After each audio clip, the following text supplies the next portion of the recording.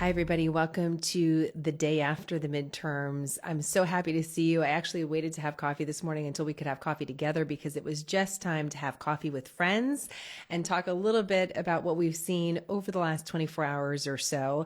So I'm really excited to have this opportunity just to chat. I had sort of prepared earlier a bunch of graphs that I wanted to show you, some images. I always like to bring those in, maps, to our conversation. But, you know, as I neared the time that we were going to talk, I thought, a lot is still in flux, and it's really the bigger picture that I want to focus on for these midterm elections. We've talked so much about this over the last year, and you finally get to the moment, and then the day passes, and there's still some answers to be discovered.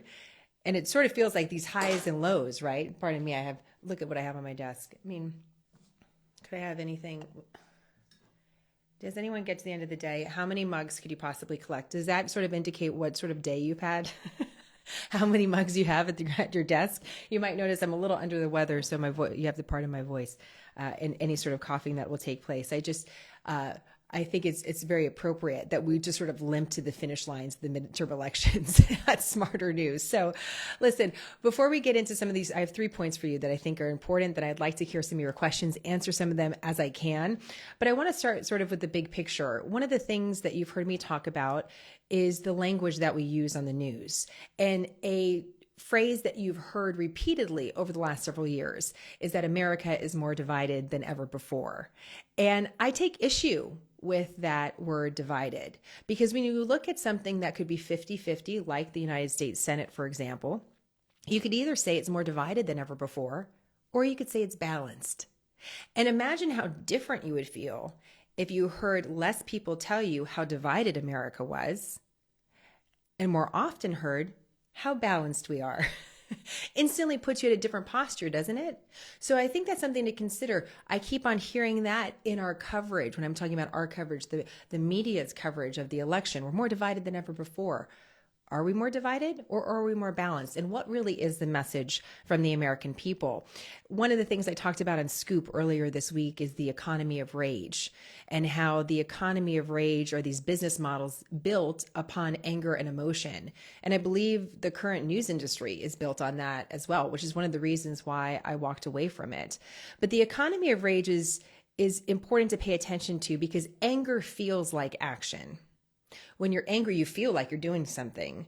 When you're angry, though, you can't be in a position of fact-finding or accountability. And the people that benefit from anger and from rage and emotion tend to be those in the political class and those in the media elite. And so feeding that rage and feeding that anger has rewarded certain people, but we haven't necessarily seen different results in American leadership, which I think is important to point out. So I want to talk to you a little bit about that today. Again, when you're angry, you can feel like you're doing something, but it takes you away from holding others accountable for action in office, for delivering a good broadcast to you. And I think we're at a moment in time where we could really start paying attention to that more. So I don't want to indulge the economy of rage. I want to reward curiosity and information. And I'm really curious about what's going on. What can we actually look at and report on from these midterm elections? So let's jump into that a little bit. Here's the number one takeaway so far, noon, the day after the midterm elections, is that we don't have final answers. Right now, we can't say anything definitively.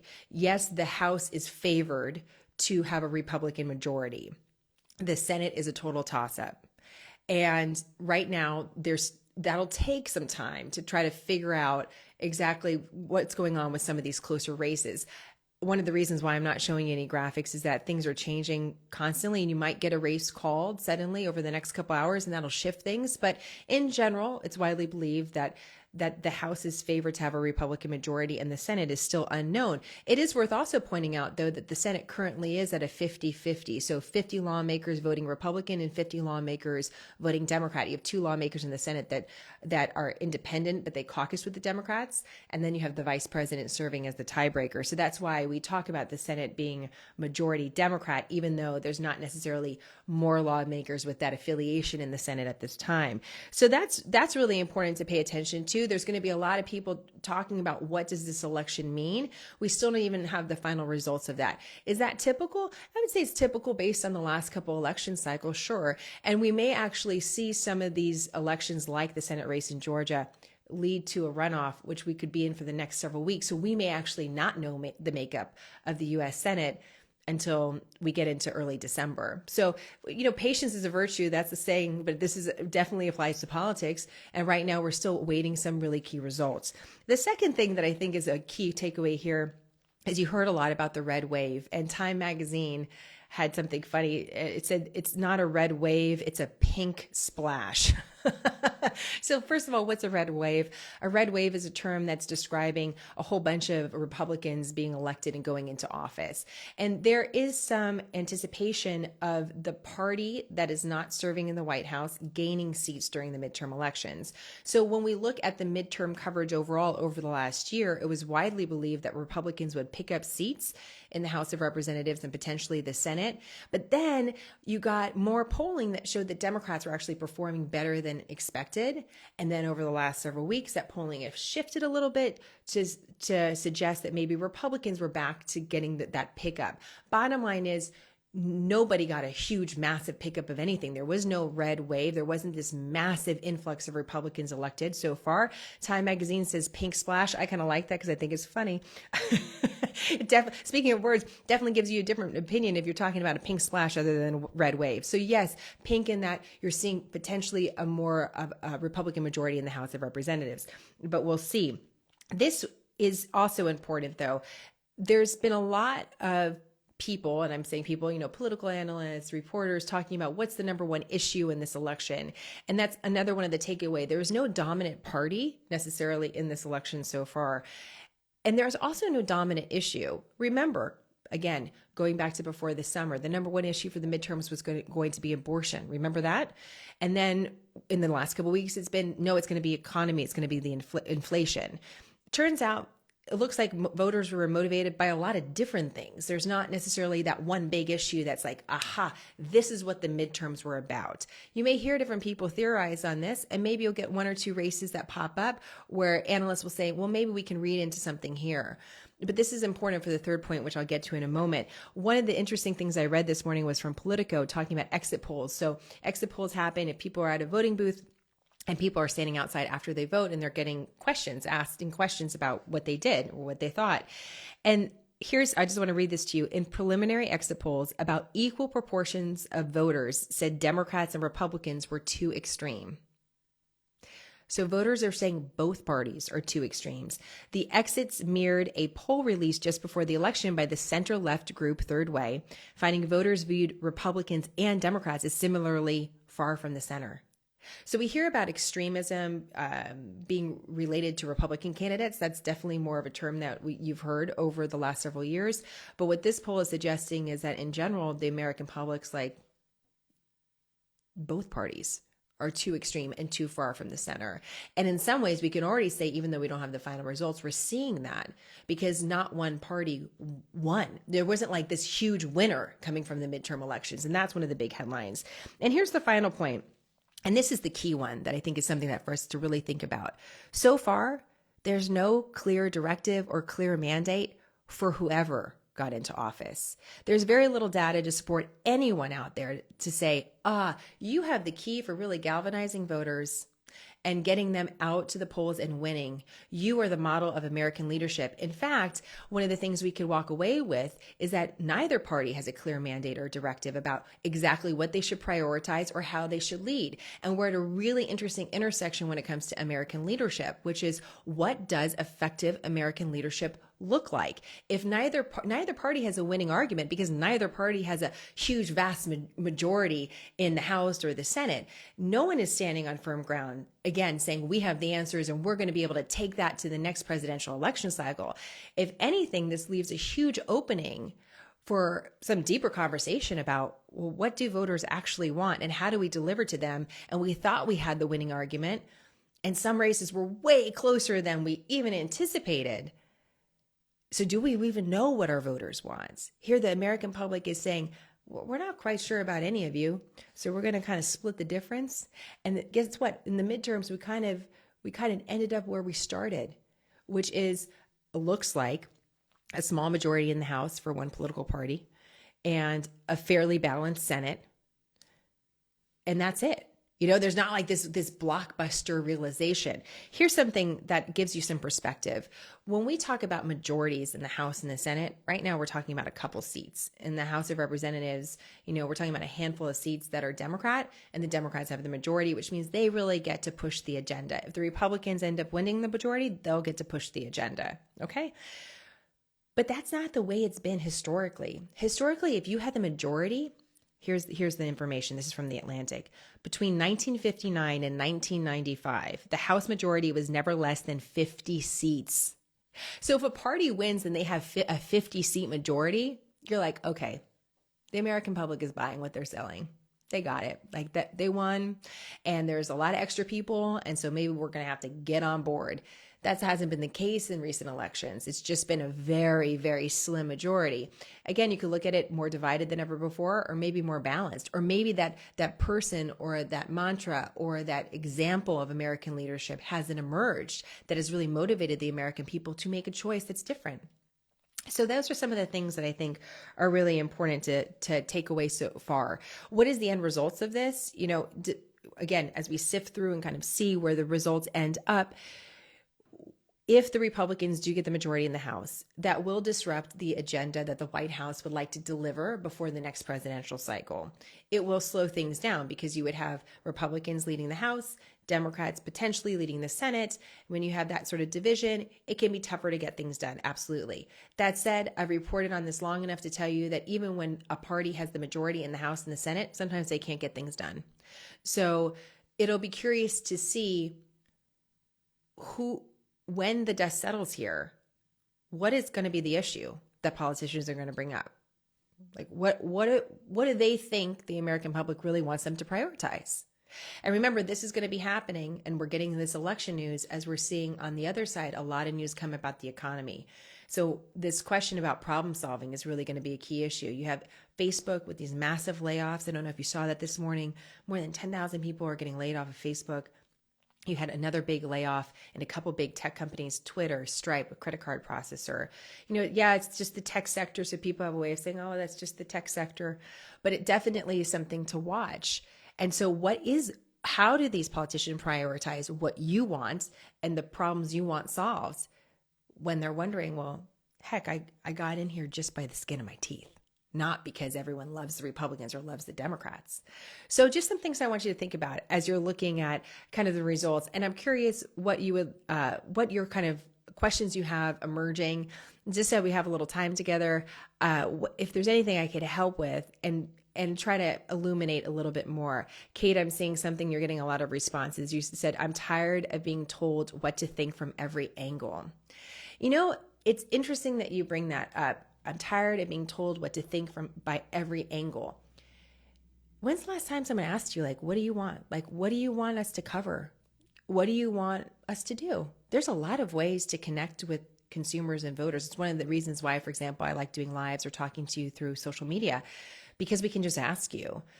One of the things I was watching last night, and I don't watch a lot of television news, which is crazy, because you have to remember, for a decade of my life, for at least 2 hours a day, sometimes it would be more than that, I was on live television. It was my livelihood. It was my dream. I really enjoyed it. I loved it in so many different ways. I don't watch television news at all. I like listening to a lot of radio and podcasts and things like that, but I don't really sit down and watch TV, which is just sort of strange, right?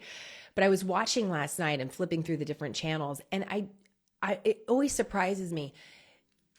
Sometimes bias isn't in content, it's in tone. When someone is reporting results and they're looking disappointed or exasperated, or they're, there's kind of that look of concern. I don't know if people even realize that they're doing it, but it would be important for bosses to call someone up and be like, hey, can you watch the expression on your face when you're announcing certain things? Because it's giving a certain, it's creating a tone that's not great for the viewer. These are the choices that the American public made. We're here to report it. We're here to serve. We're not here to comment on it every second of every moment, but that's a lot of what's going on in the news right now. Oh, some of you are mentioning DeSantis. This is a great, interesting story. I'm so glad that you brought this up. And for those of us outside of Florida, maybe you're from Florida, you can weigh in here as well. So here's kind of a big, we're going to go kind of zoom in and zoom out. Governor DeSantis, a couple years ago when he ran for governor, won by, I believe it was around 30,000 votes, which is nothing. Like it was not, not a resounding win, right? This time around, he was running against Charlie Crist. Charlie Crist is an interesting political, I want to say character. I don't want it to sound derogatory, but he's a different politician because he was a Republican, he was an independent, he's been a Democrat. He's a well-known, very well-recognized in Florida politics. And, there was a question about this matchup. At the beginning, it seemed that Governor DeSantis was well-liked and was going to win going into it, but no one expected him to win by such a huge margin. When we talk about resounding victories, this would be one of them, where in a race where there wasn't really a lot of resounding victories around the country, the Florida governor race definitely stands out because he won by so much.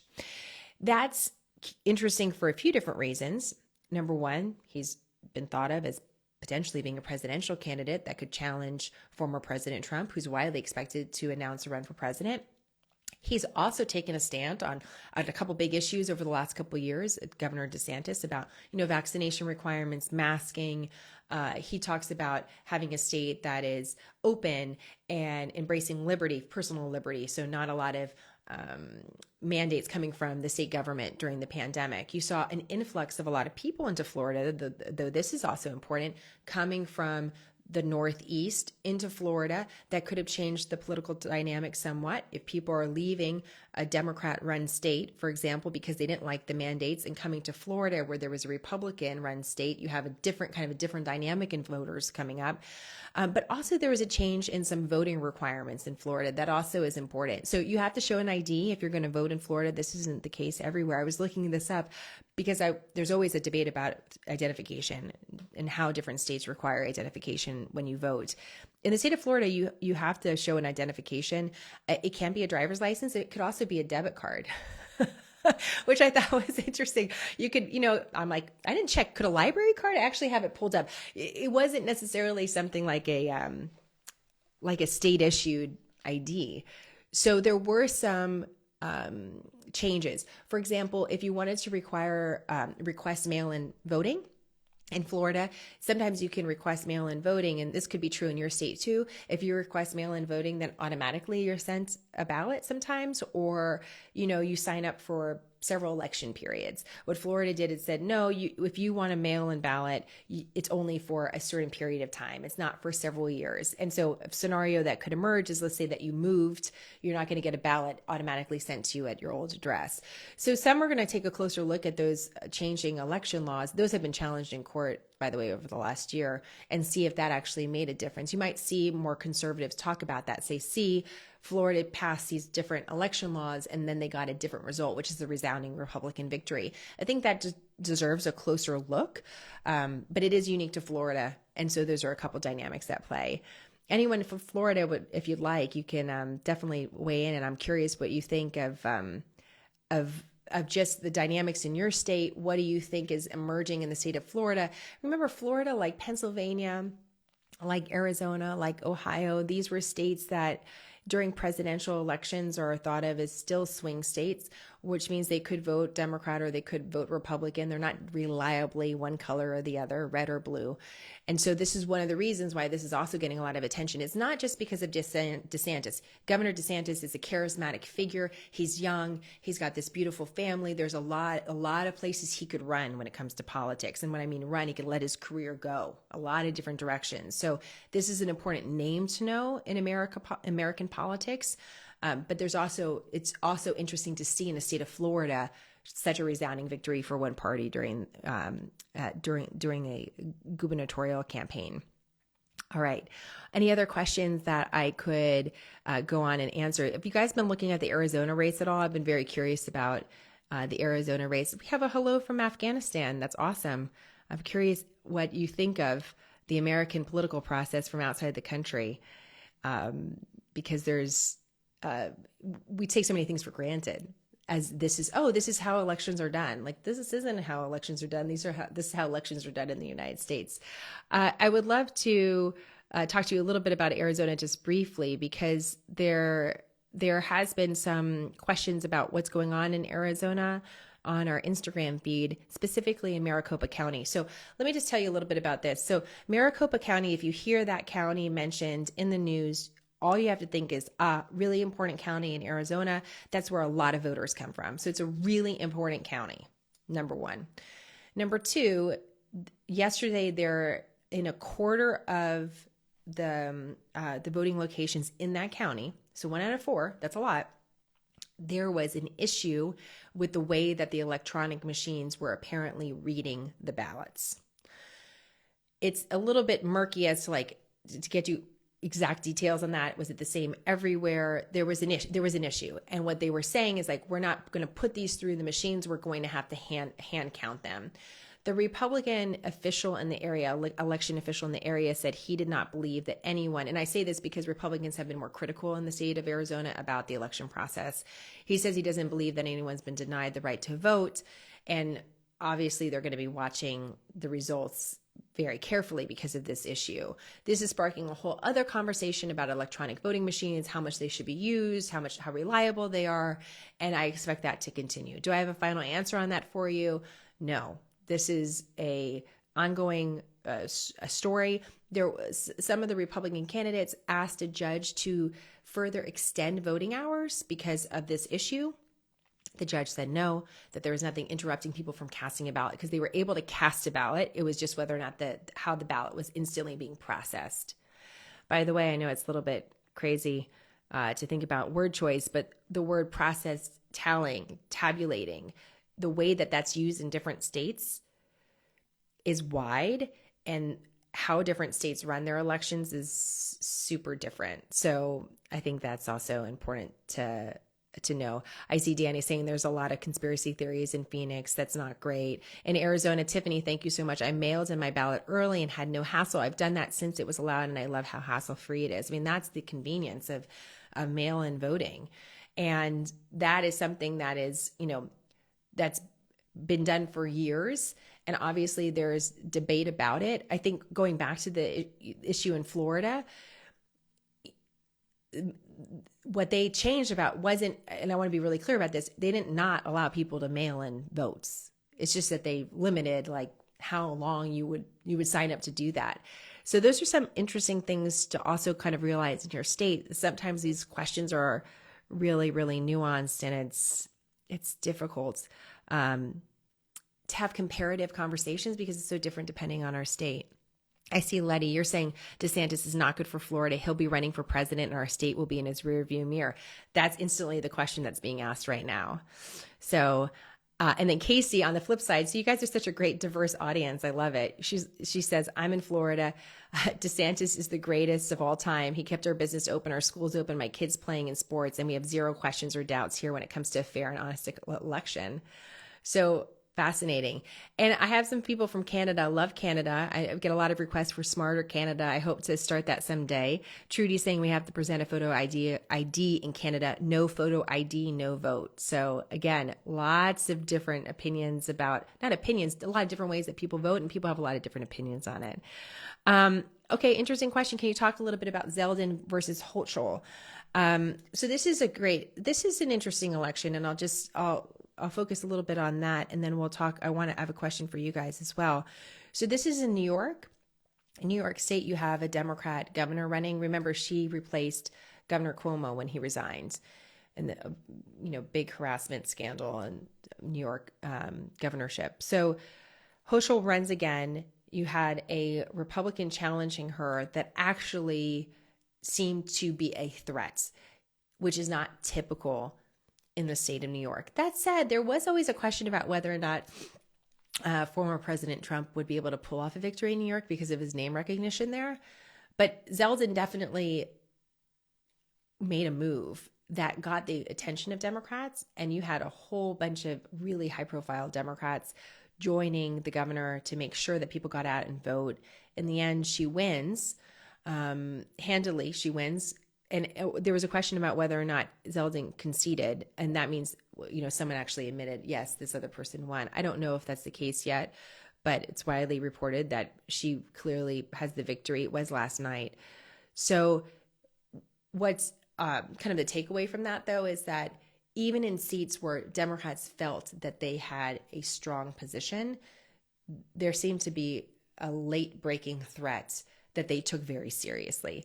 What will be the lessons from this? What will Democrats walk away with and say, you know what? Maybe we should do this differently over the next couple of years. I don't know. That's the same questions Republicans have to be asking themselves too. Okay, we thought we had more momentum. Like, was that just hopeful thinking?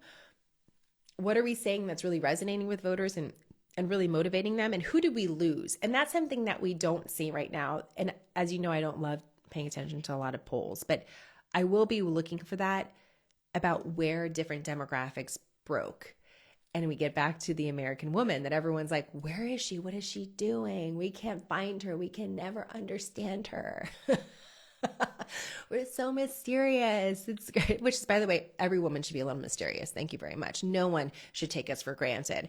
But I am curious, when they look at the woman vote, where did she wind up? And who did she get behind and why? That's going to be super important for presidential politics, because why? Women are the majority of voters and they vote at higher rates. So we get a gold star for that.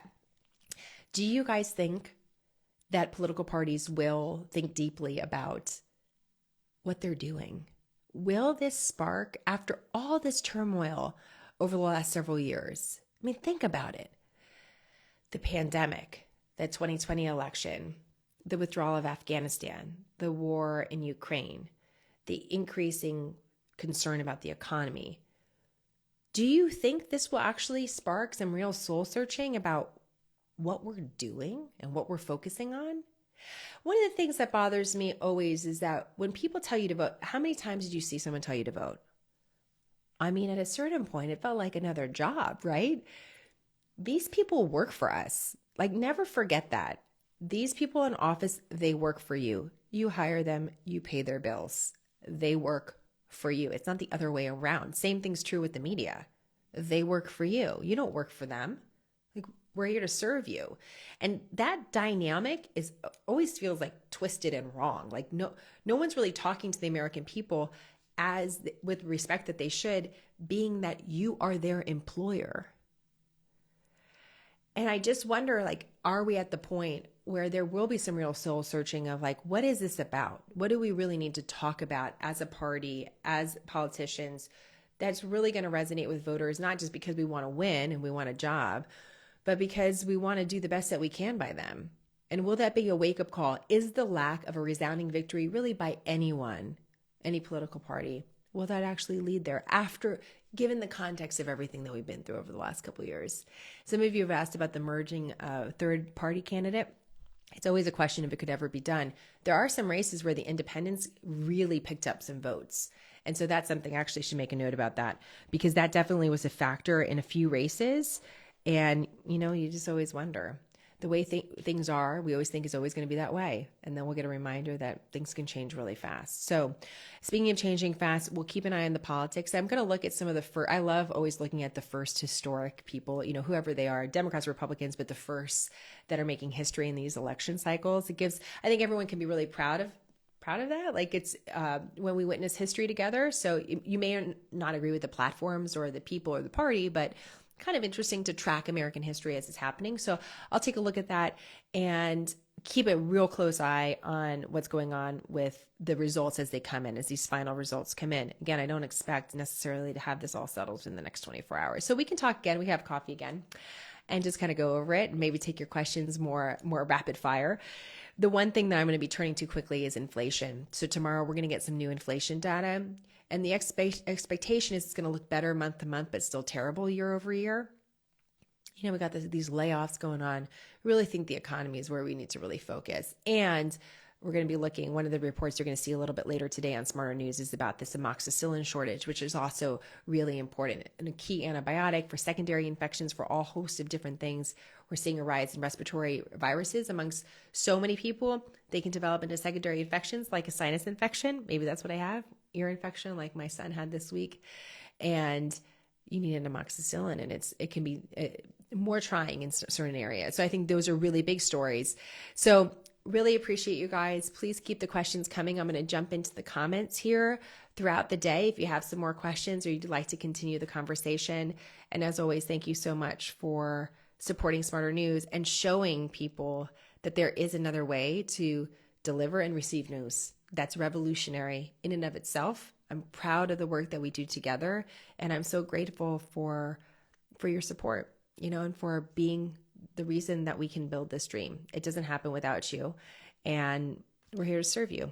So thank you so much, and always more on smarternews.com.